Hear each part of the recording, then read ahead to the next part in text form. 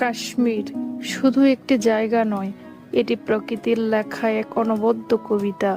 ডাল লেকের স্ফটিক স্বচ্ছ পানি থেকে শুরু করে গুলমার্গের বরফে ঢাকা পর্বতচূড়া, কাশ্মীরের প্রতিটি কোণ যেন এক স্বপ্নপুরী। পাহালগামের সবুজ প্রান্তর, সোনামার্গের সোনালি আলো, আর বেতার ভ্যালির ফুলে ভরা উপত্যকা, প্রতিটিই এক শান্তির গল্প বলে। পর্বতের উপরে সূর্যোদয় এবং চিনার গাছের হিমেল বাতাসে যেন এক নিঃশব্দ জাদু আছে, যা হৃদয়কে ছুঁয়ে যায়।